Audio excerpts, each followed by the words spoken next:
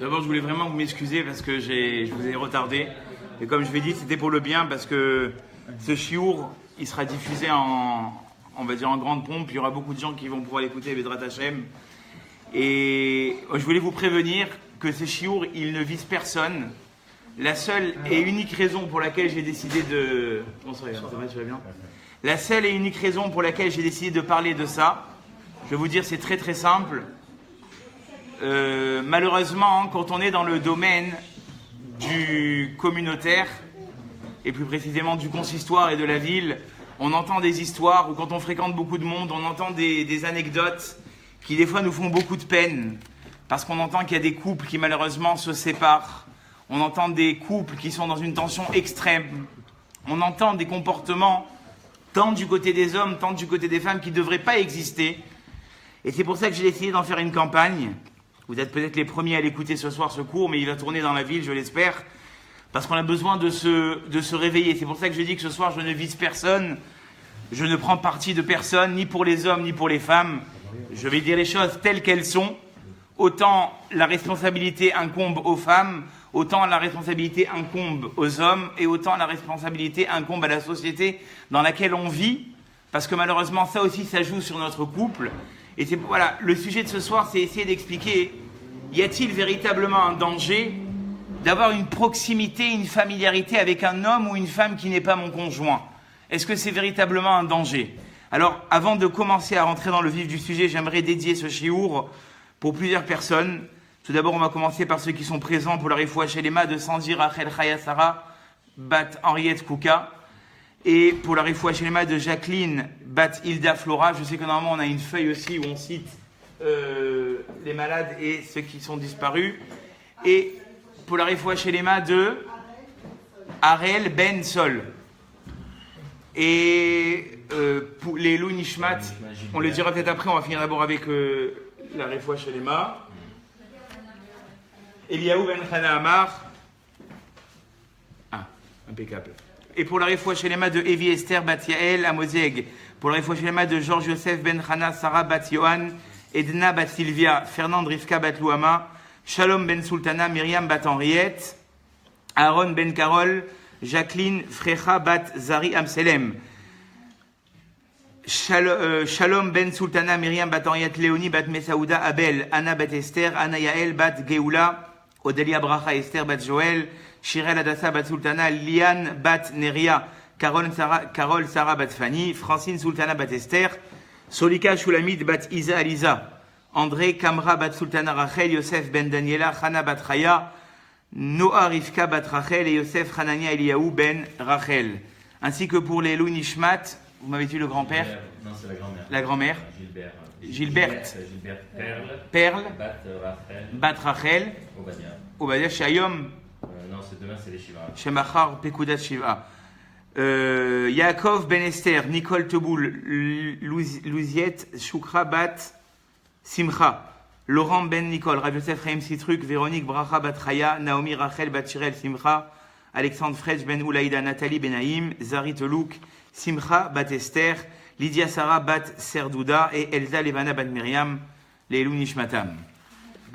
Donc j'étais en train de dire que ce chiour, il va pas viser forcément, je suis pas venu parler ici, je compte vraiment le faire à plusieurs endroits, de par ce qu'on a pu entendre ces dernières semaines et ces derniers mois, qu'il y a des couples qui se déchirent et qui se séparent parce que justement, quand on entend un petit peu l'histoire, on voit que si chacun il avait mis du sien au niveau de la pudeur, au niveau de la proximité qu'il puisse avoir des fois entre les hommes et les femmes, ça serait pas arrivé. Et malheureusement, je pense qu'on n'informe pas assez les gens sur ce que la Torah elle a attendu de nous. On va commencer par un pasouk dans Parashat Kedoshim qui nous dit Kedoshim tiyu ki kadoshani. La Torah elle a dit explicitement vous serez saints parce que moi-même je suis saint. Et Rashi explique sur plaque qu'est-ce qui s'appelle être saint. Evru prushim min ha'arayot. Éloignez-vous des mariages interdits ou min ha'avera et de la faute. Chez Kol Makom, chez Atamotse Geder Erva, Atamotse Gdusha. À chaque endroit où je dois m'éloigner de la faute et de l'impureté, alors à ce moment-là, je m'appelle Kadosh. Et le Ramban sur place a expliqué quelle est la notion de Kadosh. Qu'est-ce que ça veut dire quelqu'un de saint? C'est pas forcément vis-à-vis d'un mariage interdit, parce que Rashi, apparemment, il a expliqué que ce qui était interdit, c'est de se marier avec une femme interdite, fréquenter une femme qui n'est pas la mienne, ou bien fréquenter un homme qui n'est pas le mien. Or, le Ramban va dire quelque chose, quand on parle de séparation, de parouche, je dois me séparer de quelque chose qui, en fait, en général, m'est permis. Dira le Ramban, même vis-à-vis de mon épouse, et ça on le sait très bien, c'est ce qui s'appelle Ilchot Nida, quand une femme est indisposée, je me sépare d'elle, dira le Ramban, la mitzvah d'être saint, c'est même vis-à-vis de sa femme. Ne pas croire, et d'ailleurs la Gemara, elle a résumé ça un petit peu de façon caricaturée, si on peut dire c'est une caricature, chez Loïou Anashim, que les hommes ne soient pas, excusez-moi de l'expression, à côté de leur femme, qui est arnégolim, comme des poulets, d'accord, qui sont toute la journée à vouloir être proches de leur femme. Il y a des moments, dira le Ramban, où la femme est permise, parce que la Torah m'a permis d'être avec ma femme, et il y a des moments où la femme a besoin d'être séparée du mari. Pourquoi je dis besoin? C'est pas qu'on la répudie, c'est pas qu'on a dit attention, c'est ta femme, mais à des moments elle est interdite. C'est bien plus que ça. Parce qu'aujourd'hui on lit des articles que même les non-juifs, ils ont pris sur eux d'être shomer nida, d'avoir ces moments de séparation. Pourquoi? Parce qu'ils ont compris que si un homme et une femme vivaient tout le temps ensemble, à un certain moment, il y a une lassitude qui s'installe. Et si on n'a pas pris garde à cette lassitude, eh bien très vite, on va aller voir ailleurs malheureusement. La Torah, en amont, qu'est-ce qu'elle a fait? Elle a dit, à un moment, et même sur un domaine de point de vue médical, on s'est rendu compte qu'avoir des rapports à ce moment-là, c'est dangereux même pour la femme. Donc on s'est rendu compte qu'à tous les niveaux, que ce soit au niveau épanouissement ou au niveau médical, il y avait un bienfait à ce que l'homme et la femme soient séparés pendant une certaine période. En tout cas, ça c'est l'avis du Rambam. Le Or HaChaim, lui, va rester beaucoup plus terre à terre. Il va dire qu'en fait, si c'est écrit ici Kedoshim Iyu, vous devrez être saint. On ne parle pas ici d'une relation avec son épouse, parce que quelque part, on vit ensemble, c'est notre moitié, et même quand elle est interdite, on a encore un certain contact, on a un certain dialogue. D'ailleurs, c'est intéressant, et ça je l'ai rappelé il y a de ça quelques semaines, quand Abraham se trouve devant Avimelech, qu'est-ce qu'il va dire de sa femme? Achoti, c'est ma sœur. C'est ta sœur. Et quoi, on peut dire qu'Abraham Avinu, il a menti. Alors j'avais entendu au nom de mon mashgiach, il disait qu'en fait, tout homme avec sa femme, durant cette période d'indisposition, de nida, il doit entretenir avec elle une relation de frère et sœur. Voilà. Est-ce que toi, tu vas toucher à ta sœur? Mais est-ce que pour autant, tu vas pas bien t'entendre avec elle? Bien évidemment que non. C'est ta femme, tu la respectes, tu vas partager avec elle plein de choses sans avoir recours au physique. Donc bien évidemment, dira le Or HaChaim, quand la Torah nous a dit ici Kedoshim Iyu, c'est qu'apparemment, on n'est pas venu m'interdire une relation qui en général est permise. On est venu m'interdire et me prévenir sur une relation qui est interdite.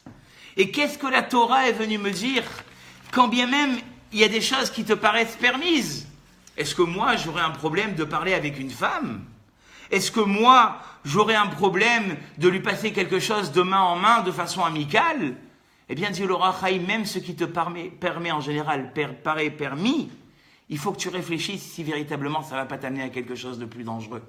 Comme ramène le Or HaChaim, Ameratse Maot Miyado le Yadaisha, vous savez que ça existe. On n'est pas à ce niveau. Et je ne vous demande pas aujourd'hui de réfléchir sur ça. Mais en Israël, par exemple, il y a des petits bols devant les caissières, elles ne rendent pas la monnaie de main en main. L'argent est posé dans un bol et l'homme la récupère. Alors ils ont peut-être mis la barre très très haute, certes. Mais dit ici le Or HaChaim, ça peut commencer de ça. Alors c'est des petites choses, ça paraît par exemple futile, ou avoir une discussion amicale, quelque chose d'un petit peu plus proche. Au début, on a l'impression que c'est normal, et pourtant c'est pas normal. La Mishnah dans Avot nous dit, après je vais parler aussi pour les femmes, ne vous inquiétez pas. La Mishnah dans Avot, elle dit Al tarbe sicha im haisha. Ne multiplie pas le dialogue avec ta femme. Et je vais vous faire un petit peu plus peur que ça. Sur place, c'est écrit, c'est quoi Al-Tarbe Sicha et Maïcha? Les commentateurs ont dit avec ta femme. Comment? Avec ma femme? La Torah, elle est aussi dure. Avec ma femme, j'ai pas le droit de parler. Les commentateurs ont dit quand elle est nida. Et pas n'importe quel dialogue. Un dialogue qui est envoûtant, charmant, romantique. On sait tous le faire, ce dialogue, quand on a envie de se rapprocher. Ce dialogue-là, précisément, quand une femme est indisposée, il ne faut pas l'avoir. Un dialogue normal de discussion et de partage, ça oui, mais un dialogue qui est venu pour nous rapprocher, ça c'est interdit, a dit la Mishnah. Autre dialogue qui est interdit, ça c'est aussi intéressant, du Lachon Hara. Tu n'as pas le droit de rentrer à la maison et dire à ta femme, tu sais quelle crasse il m'a fait cet abruti. Mais c'est qui? C'est qui? Dis-moi c'est qui? Et tu lui dis c'est qui, bien évidemment. Et dit la Mishnah, tu te retrouves en train de pénaliser 3 personnes. Toi-même, la personne sur qui tu parles et ta femme, parce que maintenant tu vas la faire haïr celui qui t'a fait la crasse. Donc c'est ça, Al-Tarbé, Sicha et Maïcha. Une femme, elle est tellement proche de son mari qu'elle ne pourra pas supporter que quelqu'un ait rabaissé ou fait un affront à son mari. Donc c'est ça le Al-Tarbé, Sicha. A dit la Mishnah, Beishto Amrou. Si déjà dans la femme, on a dit d'être bienveillant et de faire attention à quelles paroles je vais sortir, Calva Romer, Beichet Travero. Bon, il est ici. À plus forte raison, quand c'est pas ton épouse.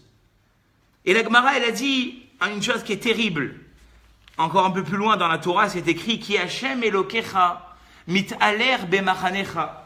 Parce que Hashem va et se promène dans ton camp. Vehaya machancha kadosh. Et ton camp se doit d'être saint. Qu'est-ce que c'est un camp saint? Velo yir'e becha ervat davar. Qu'il n'y ait pas dans ce camp-là quelque chose de découvert, quelque chose de dévoilé, quelque chose qui n'est pas tsniout, qui n'est pas pudique. Veshav me'acharecha, ou bien Kadosh Baruch Hu va aller derrière. Ça veut dire quoi? Le Mosaf Rashi dit quelque chose de terrible. Lo yire becha erva. Si chas v'shalom, dans ta maison, il y a des discours impudiques, des relations qui ne devraient pas avoir, des blagues ou des légèretés qui ne devraient pas avoir entre toi et parce qu'on invite des gens à la maison. Eh bien, ces légèretés-là, ou ce manque de pudeur, Veshav me'acharecha, Kadosh Baruch Hu, il restera pas dans ta maison. Et ça, les rabbinim, ils l'ont répété maintes fois et maintes fois. Le Rav Zilberstein, il ramène une histoire terrible de quelqu'un qui était enfoui dans des dettes. Il ne pouvait pas s'en sortir. Il était rempli de dettes jusqu'à... Il n'arrivait plus à s'en sortir. Il est parti voir son Rav, et son Rav, il a dit quelque chose de très surprenant. Il a dit, tu fais attention à ce que tu regardes dans la rue? Tu fais attention de quelle manière tu parles avec les femmes qui t'entourent? Il a dit, alors, parler, je fais attention à ça. Mais c'est vrai que des fois, sur Internet, vous savez, malheureusement, aujourd'hui, on clique pour acheter un pot de fleurs et on vous montre des choses qu'on n'aurait jamais dû voir. Il a dit, c'est vrai que j'ai pas tous les filtres qu'il faut. Il a dit, protège ton ordinateur. Protège tes yeux de ce que tu regardes. Et le monsieur, au bout d'un an, il a commencé à remonter petit à petit la pente. Ça veut dire que la parnassa, jusqu'à là, ça va. La parnassa, elle est dépendante de la façon dont tu te comportes, de la façon, comment est-ce que ton machané, ta maison, parce que ton machané, ton camp, c'est ta maison. De la manière dont tu te comportes, eh bien c'est ça qui va peut-être aussi intervenir dans ta parnassa. Comment un Kadosh Baruch Hu, il va te nourrir et il va te donner de la parnassa. Maintenant, on est tous conscients de ce qui se passe en ce moment. Moi je vous dis la vérité, pourquoi j'ai voulu faire un cours comme ça? Parce que j'ai l'impression que tous, hommes comme femmes, nous-mêmes, on oublie un petit peu les gdarim, on oublie un petit peu les barrières qu'on devrait mettre dans notre couple et dans les gens qui nous entourent au fur et à mesure. Et d'où ça vient? Pourquoi est-ce qu'il y a eu autant de légèreté? Alors comme j'ai dit tout à l'heure, on peut incriminer personne. Les hommes, il y a des hommes qui sont brancheurs malheureusement, qui ont ce besoin de toujours être en conquête alors qu'ils sont pratiquement avec des petits-enfants déjà. Et ça c'est grave. Il y a des femmes aussi malheureusement qui de leur côté des fois peuvent être provocatrices. Et on va expliquer comment. Et en plus de ça, le troisième problème, on vit dans une société où aujourd'hui, c'est de la dépravation totale. Je vais vous parler après de ça. Donc en fait, on assiste ici à 3 problèmes qu'on va essayer de traiter ce soir. Tout d'abord, les hommes de leur côté, est-ce que des fois ils en font pas un peu trop autour d'eux? Deuxièmement, est-ce que les femmes de leur côté, avec tout le respect qu'on leur doit, est-ce qu'elles aussi, elles sont pas quelque part des fois un peu provocantes? Et troisièmement, est-ce que dans la société dans laquelle on vit aujourd'hui, on n'est pas finalement influencé? Et chacun des 3 points, c'est la vérité. Chaque point, il a sa responsabilité.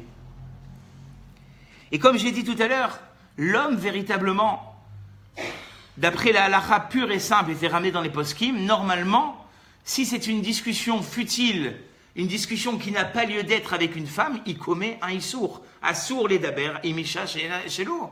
Il n'a pas le droit de parler avec une femme qui n'est pas la salle. Alors attention, parce que ceux qui m'écoutent dans cette salle, et ceux qui m'écoutent peut-être ici en direct, on est pratiquement une trentaine, ils doivent penser que je suis un petit peu sauvage, que je suis un peu trop religieux sur les bords, que je suis archaïque. Mais pas du tout. Il y a des fois où les discussions, elles vont prendre un aspect qu'on a l'impression qu'en fait, ils sont en train de faire un chidour. Mais ils sont chacun mariés. Ils ont chacun 3 ou 4 enfants. Ils ont même des petits-enfants et ils se parlent comme si c'était, excusez-moi du terme, des amoureux. C'est pour ça que je dis, je parle de ce genre de discussion. Je suis pas en train de dire qu'il faut devenir sauvage. Ne pas dire bonjour, merci, au revoir, comment vas-tu. Il y en a même qui disent que normalement, on n'a pas le droit de demander à un mari comment va ta femme. Si vraiment on élabore dans la halakha. Et ça, c'est poussé. Je ne parle pas de ça. Je ne parle pas de la politesse normale. Je parle ici de discussions qui finalement, d'accord, vont contracter à la fin une envie de charmer et une envie de plaire. Et ça, c'est interdit. C'est précisément sur cette discussion-là que ce soir, je vais essayer de parler. Et je vais vous dire, les Rachamim, ils ont toujours dit, pour se retirer de cette mida, parce que des fois, malheureusement, on a pris une certaine habitude, et cette discussion, elle devient un petit clin d'œil, une blague déplacée, un compliment mal placé. Et jusqu'à où tu vas aller? Comment on peut arrêter quelque chose de pareil? Alors les Chachamim, ils ont dit toujours, quand il y a une mauvaise qualité, quand on a un défaut, bien que ce ne soit pas adapté, mais il y a des fois où on a besoin. C'est comme les gens qui rentrent en désintoxication, pendant 2 semaines, ils ne touchent pas la cigarette, même pas une. Ben forcément, ils sont en désintoxication. Donc il y a des fois où il faut aller de l'autre côté. Il faut aller de l'autre côté, il faut s'arrêter. Parce qu'aujourd'hui, c'est devenu très choquant. Des fois, tu vas dans des restaurants, mais moi, ça m'a choqué. Tu sais pas qui c'est qui est marié avec qui. C'est qui le mari de la femme de qui. Ils sont tellement en train de parler, ils sont tellement en train d'être proches, que tu te demandes qui c'est qui est marié avec qui. On raconte une fois une histoire, il y avait 2 couples, ils étaient très proches. Et ils marchaient ensemble dans la rue. À un moment, ils ne se sont pas rendus compte. Le mari d'une, il a été avec la femme de l'autre. Et la femme de elle a été avec le mari de l'autre. Et il y a quelqu'un qui passe. Qu'est-ce qu'il leur dit? Quel beau couple vous formez. Alors qu'ils n'étaient même pas, c'était même pas le mari et la femme. Il les a pris pour un couple. Et là, une des femmes, elle a fait un tilt. Elle a dit, mais c'est vrai. Il y a trop de proximité entre nous. Il faut qu'on remette les choses à l'heure. Et ça, on ne s'en rend pas compte, malheureusement. Et les Chachamim, pour cela, ils ont donné des barrières. Ils ont donné des barrières particulièrement, je ne veux pas rentrer tellement, je ne veux pas ce soir être trop virulent, mais juste vous dire que particulièrement chez les hommes, plus un homme, il entretient cet aspect charmeur et cette envie de parler, et plus malheureusement, il peut être capable de plus faire la différence, que Dieu nous en préserve, entre son épouse et les femmes qui l'entourent. C'est un besoin que ou on le calme, d'accord, ou, j'ai dit que j'allais être dur ce soir, ou bien, malheureusement, ça peut partir n'importe où. Et ça, je vais vous dire, malheureusement, il y a des gens qui sont tombés malheureux de ça. Moi, je vous promets, j'ai eu un témoignage il y a de ça quelques années, d'un homme qui m'a appelé en pleurs. Il m'a dit, toute ma vie, je me suis amusé à ça, à faire des conquêtes. Juste pour l'esprit de conquête. Ça veut dire que ça existe.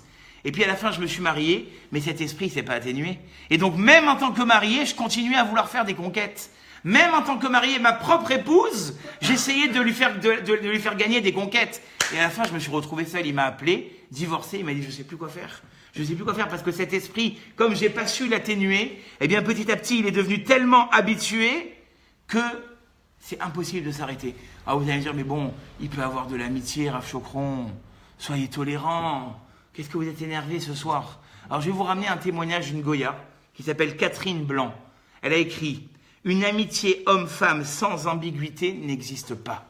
C'est-à-dire que même les goïms, ils ont compris ça. Même les goïms, ils ont compris ça. Malheureusement, l'homme, il est comme ça. L'homme, c'est moi, je parle de moi-même. L'amitié n'existe pas. Il y a toujours une ambiguïté à la fin de cette amitié. Alors quoi, on est des sauvages? Non. On peut entretenir une discussion, mais vous savez très bien les limites.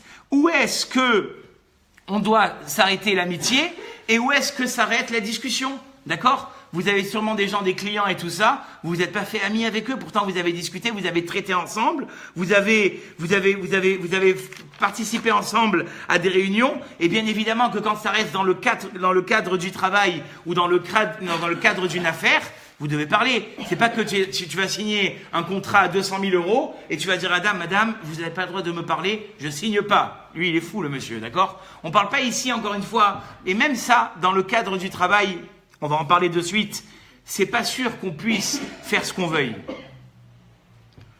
Et c'est pour ça que les Chachamim, j'ai ramené ici des barrières qui sont valables, et là je me retourne plus chez les hommes, après on viendra à parler des femmes, mais les Chachamim, ils ont établi des barrières que chacun il doit respecter. Par exemple, on reçoit une carte à la maison, on sait que le mariage où on va aller, ça va être plus une soirée dancing, d'accord, qu'un mariage et un repas de fête et de khatouna. Est-ce que je peux aller là-bas?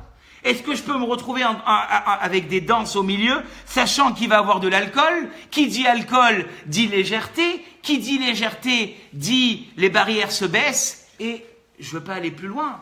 C'est-à-dire qu'on ne peut pas croire que quand il y a des mariages qui sont mixtes comme ça, on reste insensible. De me dire, Chokron, arrêtez, ce soir vous n'avez vraiment... Regardez, je vais vous dire une halakha qui est écrite dans les poskim. Un mariage qui est mélangé du début à la fin.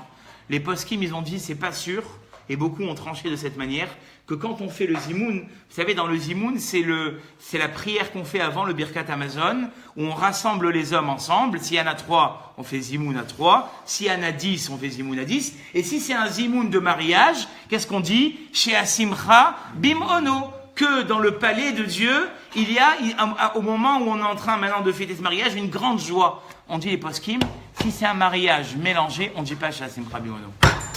Parce qu'Akadosh Baruch Hu, il ne peut pas se réjouir de voir un tel mélange au moment d'un mariage. Donc tu dis pas chez Asimcha Bimono. Il faut s'empêcher de dire Asimcha Bimono. C'est vous dire jusqu'à où ça va.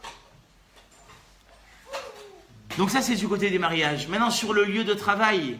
On est sur un lieu de travail. Est-ce que moi j'ai le droit de m'enfermer dans un bureau avec une femme? Assour. Ça s'appelle Yichoud. S'il n'y a personne qui peut rentrer dans ce bureau ou que c'est un bureau qui est isolé, je ne peux pas m'enfermer dans ce bureau avec cette femme.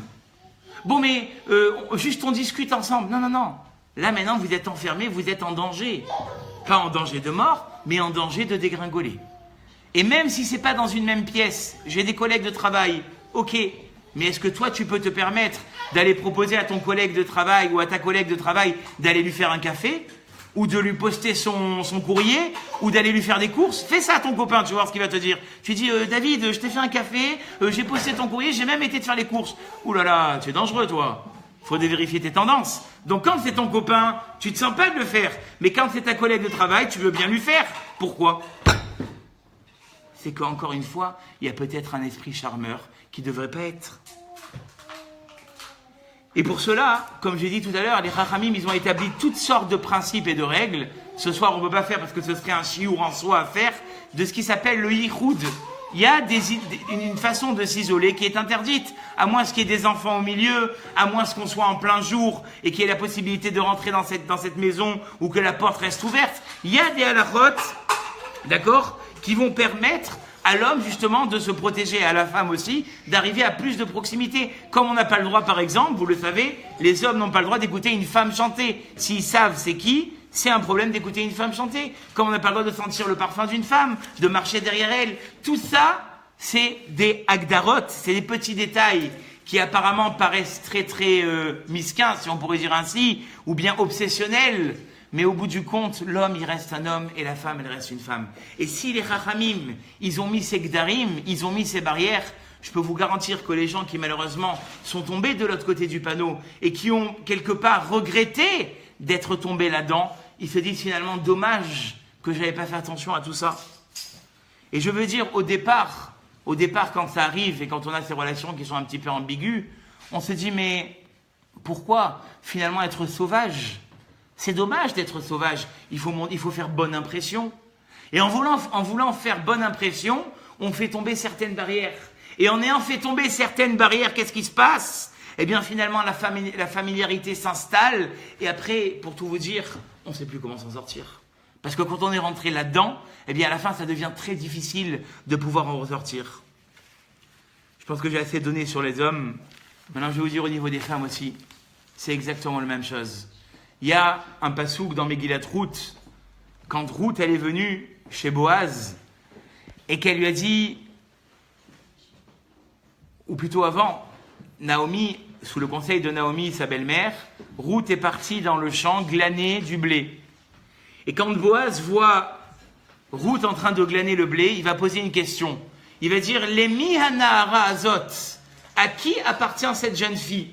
Et Rashi sur place, qu'est-ce qu'il va dire? Vechi darko shel Boaz, lishol banashim. Et est-ce que c'est l'habitude d'un homme de demander? Vous voyez déjà que Rashi, il est très virulent. Il dit, je comprends pas, il fait quoi Boaz là? Pourquoi il se renseigne sur ces jeunes filles? Il dira Rashi, et la divrei tsniout Raaba. Il a vu chez elle une certaine pudeur. Qu'est-ce qu'il a vu? Raaba vehaita melaketet omdot meumad veshorfot meyushav. Quand elle voulait ramasser des blés qui étaient debout, elle se baissait pas. Et ceux qui étaient par terre, elle s'accroupissait justement pour pas découvrir, pour pas se découvrir. Donc il a dit, cette femme-là, c'est une femme de qualité.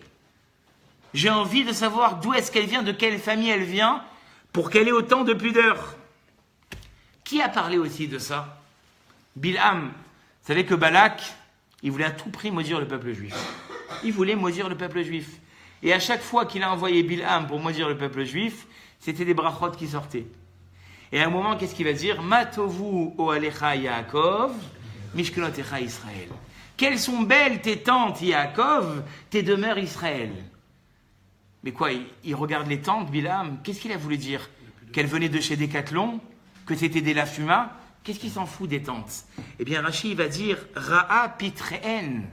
Il a vu que les portes des tentes, Enan mechuvanim zemulze. Il n'y avait pas un vis-à-vis comme des fois on peut avoir. Tu ouvres la porte, tu vois ton voisin en train de boire un café. Je suis poli, d'accord? Donc à ce moment-là, qu'est-ce qu'il a vu, Bilham? Il a vu cette particularité d'avoir la tsniout, la pudeur à l'intérieur de la tente. Il n'y avait pas de vis-à-vis. Je ne voyais pas ce qui se passait, c'est mon voisin. De nouveau, on voit cette mida de tsniout. Mais je vais vous dire, une épouse juive, une bat Israël, sans parler même d'une épouse, une fille à partir de l'âge de 13 ans. Kol kevuda bat meler pelima. Le respect d'une femme juive, c'est que elle est à l'intérieur. Quoi, enfermée dans la maison? Ça va pas, Rav Chokron? Pas du tout. C'est-à-dire qu'elle sait garder ce qu'elle a à l'intérieur. Elle ne se montre pas à qui veut la voir. Elle a cette pudeur, elle a ce respect de dire je suis une bat Israël, donc j'ai pas besoin de montrer quoi que ce soit. Je suis pudique. Une princesse, c'est pudique. Allez voir si par exemple la reine d'Angleterre, on va la trouver en maillot de bain sur la plage. Jamais. Jamais vous trouverez une photo de, j'ai pas cherché, mais j'imagine, de la reine d'Angleterre en maillot. Ça n'existe pas. Toujours un tailleur pudique, un chapeau, des chaussures, bien habillée, élégante. Je me trompe? Non. Parce que c'est une princesse. Alors nous, on est moins que ça. Les Bnot Israël, elles sont moins que ça. Elles qui descendent des Shtem Esrei Ashvatim, des 12 tribus, elles qui ont donné naissance à tellement et tellement d'enfants, qui sont devenus des lumières dans le peuple juif, elles sont moins que cette princesse. Chas de Shalom. Elles sont autant. Est-ce qu'elles ont besoin de montrer quelque chose? Eh bien, c'est la même chose pour une femme juive. Toute femme juive, elle doit avoir cette pudeur. Que ce soit tout d'abord au niveau de ses vêtements, les parties qu'habituellement on cache, on ne doit pas les montrer. Des habits qui moulent, on ne doit pas les mettre. Des habits qui sont criards, fluorescents, de couleurs vives, ça ne doit pas se montrer, on n'a pas besoin de tout ça. Il y a certaines femmes, malheureusement, qui montrent trop. Pourquoi? Parce qu'elles ont besoin d'être mises en valeur, et on va en parler à la fin du cours. Pourquoi elles sont comme ça? Mais normalement, tu n'as pas besoin. Si à l'intérieur de toi, tu es comblé de bonheur, et tu es comblé de joie, et tu as un mari qui te met en valeur, tu n'as pas besoin de montrer tout ça. Pourquoi tu veux montrer tout ça? Et je vais vous dire, comme il dit le Rav Dessert, c'est un peu comme le Haïnara. Il a dit le Rav Dessert, on en avait parlé une fois à ce chiour ici du Haïnara. Le Haïnara, ça n'existe pas, on l'avait dit. Mande chashbe pagabé, mande lo chashbe, lo pagabé. Celui qui craint ça, alors forcément, il va devoir mettre le fil rouge, il va pas devoir sortir son fils pendant 3 mois de la maison, dès qu'il va acheter une nouvelle voiture, il va se dépêcher de pas, dès qu'il va mettre un costume, il va essayer de le mettre le moins possible ou de pas le montrer, il va enlever l'étiquette à l'intérieur, il va cacher sa montre, il va mettre une étiquette, il va mettre un scotch dessus pour pas qu'on voie la marque. Ça peut aller très très loin. Pourquoi? Parce que man de hashbe, celui qui y croit, alors ça l'atteint. Il a dit dans le dessert, ça, c'est dans le cas normal. Mais il a dit quelqu'un qui se montre toute la journée. Et Rav Meir, ce bac, Zecher Betzadik Vekadosh Livracha, il expliquait toujours ça. Quelqu'un qui se montre, il attire sur lui le Haïnara. Même s'il n'y croit pas. Quelqu'un qui étale sa fortune, ou qui étale ses moyens, ou qui étale sa vie, là il va être atteint. Pourquoi il a dit Rav Meir ce bac? Mon Rav, Il a dit, parce que quand il y a, je me rappelle comment il nous avait dit ça, tu vas mettre une belle montre au poignet, mais pas une Festina comme il a Rav Locron, une Rolex, quelque chose de brillant comme ça, avec plein de diamants. Et ton copain, qu'est-ce qu'il va dire? Oh là là, la belle montre. En haut, qu'est-ce qu'on fait? Eh bien, on ouvre un beddin, on ouvre un tribunal, et on dit, celui-là, il a plus de mitzvot ou il a plus d'avérotes pour avoir une montre comme ça? Et si on voit que tu as plus d'avérotes, pendant que tu fais ton footing, tu vas pas te rendre compte qu'il y a un poteau en fer bien pointu, et puis tu vas passer avec ta Rolex, juste le jour où la garantie elle est passée, et boum, elle va exploser. Elle va exploser. Elle va exploser. Moi, je suis prêt à débattre. Pourquoi vous dites ça? Oui, mais madame, ça va. Il y a se faire plaisir, où là, je suis entièrement d'accord avec vous, et il y a des gens qui, à outrance, se montrent. Vous êtes d'accord avec moi qu'il y a une différence? Il y a des gens qui, à outrance, vous les voyez rentrer, dans la salle. Regardez-moi, j'arrive, attention. Je parle pas des gens qui de façon sanoua, pudique, vont mettre ce qu'il faut mettre, et ils ont raison à juste titre de se faire plaisir. On parle de gens qui sont exubérants. Tout à fait. Parce que malheureusement, des fois, il y a des gens qui vont nous mettre le Haïnara parce qu'on peut en trop en montrer sans faire exprès. Ou alors, d'accord, qui ont le Haïnara. Mais comment vous pouvez savoir que c'est le Haïnara? Peut-être que c'est aussi le mazal de chacun. Attention, il y a aussi le mazal, la destinée de chacun, qui va faire que telle et telle personne, elle peut être atteinte de quelque chose, parce qu'en haut, les comptes sont arrivés. Il y a plusieurs façons d'être atteint. Maintenant, ce que j'aimerais vous dire quand même, pourquoi je parle de tout ça? Après, on peut en discuter avec plaisir. C'est la même chose. Une femme, elle dit, mais qu'est-ce que ces hommes, ils sont regardants. Mais comment tu t'es habillé? Avec quoi t'es sorti ce matin? De quoi est-ce que tu as l'air? Peut-être que c'est toi qui a attiré le regard, sans t'en rendre compte. De quelle manière t'es sorti ce matin? Toi, tu te plains que les gens, ils sont pas pudiques. Mais peut-être que c'est toi le problème. Peut-être que toi, t'as pas fait garde comment est-ce que t'es sorti ce matin. Et donc, la Torah nous le dit, il y fnei hiver devant un aveugle, parce qu'un homme, il faut dire ce qui est ce soir. Ce soir, je vous dis, je vais être un peu virulent. Ça reste un homme, l'ifnei hiver, l'otiten mirchol. Devant un aveugle, ne mets pas d'embûche.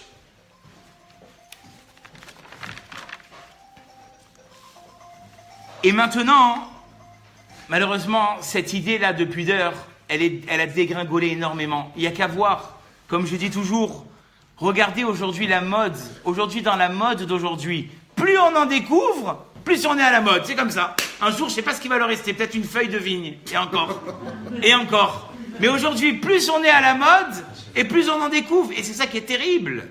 Jusqu'à où on va aller? Alors que tu regardes les photos de 1930, 1942, mais ça c'était au passé. Les gens, tu pouvais pas savoir qui était juif, qui était pas juif. D'ailleurs, la redingote que les rachés et yeshivot portent en Israël, avec le chapeau en melon et bottes de cuir là, en tout rond, c'était l'habit de l'époque.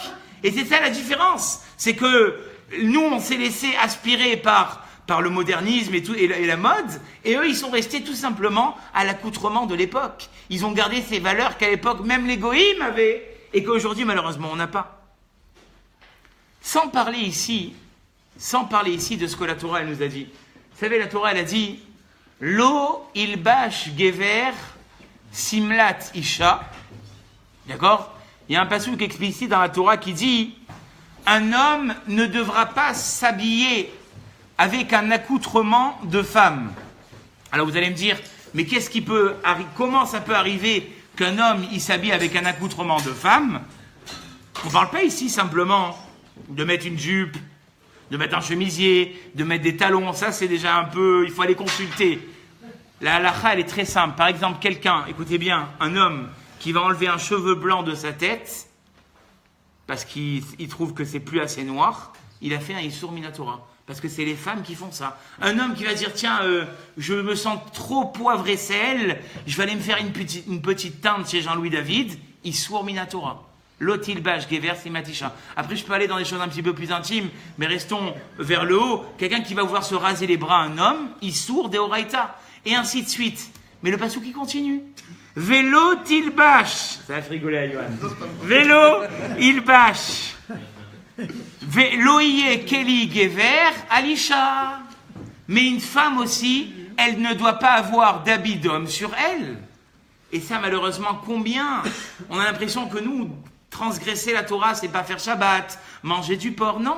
Une femme qui met un pantalon, alors je m'entends là aussi, parce qu'on va me jeter des pierres ce soir, on parle ici de pantalons qui sont comme des hommes, un jean vraiment Levi's, homme quoi. Parce qu'il faut savoir que dans la halakha, et ça va vraiment, quand j'ai un peu fouillé un peu dans la... Ça demande beaucoup de recherche, et là je vous ramène qu'un condensé. En tout cas, la halakha, elle dit que, par exemple, pour les femmes, ça va vous surprendre, elles peuvent mettre des pantalons. Rav Ovadia Yosef, j'ai même ici l'adresse, dans le Yabia Omer Yoredea, pour ceux qui veulent noter, Chelek Vav Siman Yudalet, si ce sont des pantalons qui sont adaptés aux femmes, elles peuvent le mettre, mais préconise Rav Mordechai Eliaou, comme a dit Madame Saba, et Rav Ovadia Yosef, de mettre dessus une jupe. Et ça, c'est Moutar Alpi à Halacha. Et même s'il n'y a pas la jupe, on n'est déjà plus dans Keli Gever. Retenez bien ce que je vous dis. Même si c'est qu'un pantalon, on n'est déjà plus dans les Ishur Minatora, parce que c'est un pantalon qui est réservé aux femmes. Et ma fille, elle m'a ramené, elle a entendu au nom de Rabbanim, que des fois, et ça je l'entends très très bien, il vaudrait mieux mettre un pantalon pour une femme que mettre le tout petit tissu qui reste sur elle. Voilà, hein, je ne peux pas être plus clair que ça. Des fois, il vaudrait mieux mettre un pantalon. Hein, des fois, c'est mieux. Voilà, exactement, exactement. On parle ici, donc quand ici on dit Lotilbash Gever Simlatisha et vice versa, on parle vraiment d'habits, d'accoutrements. Je vous promets que des fois on a du mal. Des fois je me pose la question, je demande à ma femme, la personne qui est devant le guichet là, c'est un homme ou c'est une femme? On n'arrive plus. Vous vous rendez compte? Aujourd'hui, on a du mal. Je ne parle pas ici, parce qu'il faut prendre des pincettes quand on dit ce genre de choses. Je ne parle pas ici de gens qui ont des problèmes psychologiques et que Dieu leur donne une grande réfoua chez les mains et que tout se stabilise dans leur tête. Je parle des gens qui ont envie d'être comme ça, libres. D'accord? Qui vraiment se lâcher. Et ça, malheureusement, on pourrait en parler des heures et des heures. Et il faudrait, pour faire un cours sur la tsniout des hommes et des femmes, on pourrait parler des heures. Mais moi, j'aimerais juste résumer et dire... Comment tu te présentes si maintenant, Akadosh Baruch Hu, il fait Triat Ametim et qu'il envoie le Mashiach et qu'il y a Baba Salé? On dit, tu sais, chez les Sabas, Bezrat Hashem, ça arrivera. Chez Fabrice et Anne, il y a Baba Salé ce soir. Bezrat Hashem. Tu vas rentrer en pantalon, tu vas rentrer en mini-jupe, tu vas rentrer dévergondé, pas du tout. On va te prendre pour la rabbinite à la limite. À la limite, c'est peut-être la femme de Baba Salé qui rentre. Non, c'est Rachel Bat Simcha qui vient de prendre une bracha. Ah bon. Ça veut dire que quoi? Tiens, un respect quand même. Rabbi Chaim Pinto, il arrive. Hein? Comment on s'habille? On met la foulard, l'écharpe et tout ça. Moi je dis, je respecte quand des fois il y a des dames qui viennent au shiur Shabbat dans ma keïla, je vois elles font un effort. Ma femme elle me dit, mais comment après elles s'habillent? Elles font un effort. Mais pourquoi cet effort il continue pas? Et pourquoi surtout tu as honte vis-à-vis du Rav qui est devant toi? Mais Hachem, c'est écrit, Bechol derachecha daeu, Hachem, il te donne pas un shiur une fois par mois, il est là à chaque instant. Et à 120 ans, on va te montrer un film, au bord de la piscine, en 2 pièces. Tu vas dire quoi, là? Tu vas dire quoi sur le 2 pièces? Tu ne sauras pas quoi dire. Donc ça veut dire que si on prend conscience de ça, on n'a même plus besoin de se demander qu'est-ce qui est pas pudique, parce que nous-mêmes, on sait. Nous-mêmes, on sait. Maintenant, ce qui peut peut-être un peu atténuer toute ma virulence de ce soir, c'est que malheureusement la société, elle ne nous encourage pas. Et malheureusement aujourd'hui, plus on est connecté, et plus on est en train de se déconnecter, si vous voyez ce que je veux dire. Plus on est connecté à l'internet et à la télévision et à tout ce qu'on peut nous montrer, plus on se déconnecte de la vérité, très chers amis. Ça veut dire qu'aujourd'hui, tout ce qu'on voit inconsciemment, ça rentre dans la tête, et puis après, ça se transforme chez nous. Et puis après, malheureusement, de chez nous, ça se transforme chez nos enfants. C'est comme il y a pas longtemps, j'ai entendu une dame qui a dit, moi, ma fille, elle supporte pas la tsniout. Quel âge elle a ta fille? 8 ans. Est-ce que tu crois vraiment qu'à 8 ans, elle supporte pas la tsniout? Ou bien elle a vu que toi-même, quand tu rentres à la maison, tu dis, ouf, attends que je me mette à l'aise. Et c'est ça qu'elle a retenu. Ah, il fait chaud aujourd'hui. Il va falloir qu'on s'habille vraiment léger, hein. Elle a entendu tout ça. Donc forcément, la gamine, même si elle a 8 ans, à un moment, elle va vouloir te ressembler. Comme on l'a dit dans le shiur de lundi à Esther. Et le pire aujourd'hui, malheureusement, en dehors de tout ce modèle qu'on a et cette décadence de la mode, eh bien, il y a aussi ces réseaux sociaux. Les réseaux sociaux, ils sont en train de nous tuer. Alors, je ne peux pas jeter une pierre dans laquelle je suis en train de boire parce que moi-même, je suis dessus. Mais je dis, ça aussi, il faut que ce soit avec modération. Ça aussi, quand tu as un compte Facebook, tu n'étales pas ta vie. Tu montes pas tes photos sur toutes les coutures. Tu te fais pas ami avec n'importe qui. Moi, je vous l'ai dit devant Facebook, allumez maintenant. J'accepte pas il y a beaucoup peut-être de dames qui vont se dire, et comment, Geoffroy, il est hostile. J'accepte pas de dames sur mon compte. J'ai une page où on peut voir mes shiurim, ça tout le monde peut rentrer, mais j'accepte pas. Pourquoi? Parce que malheureusement, j'ai 1 ou 2 amis qui ont perdu leur couple à cause de Facebook. Et à chaque fois que je raconte ça dans un chiour, il y a quelqu'un qui vient me dire à la fin, oui, moi aussi, je connais un couple qui à la fin se sont séparés à cause de ça. Le jour où j'ai entendu ça, c'était fini. Plus personne n'est accepté dans mon compte parce que malheureusement, aujourd'hui, même un petit SMS. Vous savez qu'aujourd'hui en Israël, les rabbinim, ils ont fait une campagne qui certes doit être un petit peu aussi commerciale, mais ô combien bénéfique. Il n'y a pas d'SMS en Israël. Pourquoi? Parce que ce que tu ne peux pas exprimer devant une femme ou devant un homme, tu peux humblement le faire passer dans une conversation, dans un SMS ou dans un réseau social. Et donc si tu te fais ami avec n'importe qui et que tu commences à partager ta vie et que ça prend des ampleurs et que dès que tu es en train de faire un œuf à la coque, tu le mets sur Internet, ne t'étonne pas qu'après, il y ait des débordements. Il faut encore une fois être capable de se dire, j'ai ma vie privée. Il y a certes, ces réseaux sociaux, et c'est la vérité, on retrouve des fois des gens qu'on n'a pas vus depuis des années, et ça a peut-être même fait le shalom dans des familles pour des gens qui se parlaient même plus, c'est vrai. Ça, c'est le joli côté de la pièce. Mais des fois, malheureusement, on vit plus en irréel, d'accord, et en virtuel que ce qu'on vit notre vie de tous les jours. Et qu'est-ce qu'on nous montre sur les écrans? Qu'est-ce qu'on nous montre? Il y a une décadence totale. Tout ce qui te permettait à l'époque interdit et tout ce qui te permettait à l'époque impudique, aujourd'hui tu peux. Excusez-moi d'être cru ce soir, c'est vrai que je n'ai pas demandé qu'il y ait des enfants, mais à l'époque quand tu voulais faire une avéra, il fallait que tu attaches ton cheval, que tu mets ton manteau, que tu sors dans le froid, que tu ailles dans des endroits qui ne sont pas du tout pudiques. Aujourd'hui, en un clic, tu te retrouves dans Sodome et Gomorrhe. En un clic. Et c'est pour ça que je dis que les parents, ils doivent se réveiller sur ça. À quel âge on donne un portable entre les mains d'un enfant? À quel âge? Moi, je suis révolté. Et si je ne l'avais pas fait avec mes enfants, je vous aurais dit, je n'aurais même pas parlé, mais moi, je l'ai fait. On ne donne pas entre les mains des enfants des portables. Vous leur donnez l'ouverture du monde le plus pourri qui existe. Et on va peut-être tuer des neshamot juives à cause de ça. Et aujourd'hui, ma fille, elle est capable de me dire qu'en classe de 4e et 5e, les enfants, ils ont des iPhone 6. CM2. CM2, CM1. Oui. Et ils voient les choses les plus dégueulasses. Et ils se mettent en contact peut-être avec des gens, Khavé Shalom, c'est des pourritures aussi.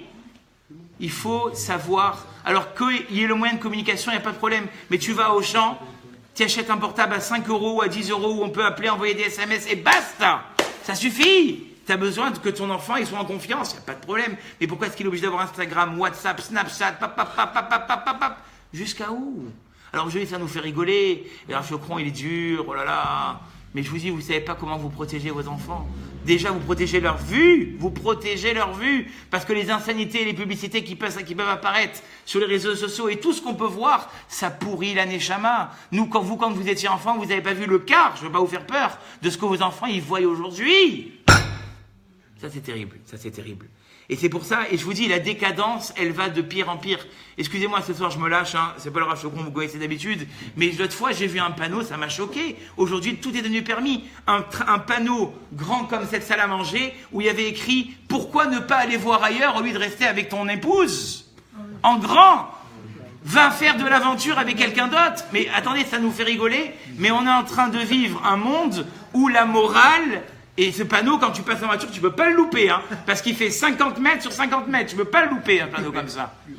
Mais c'est très grave.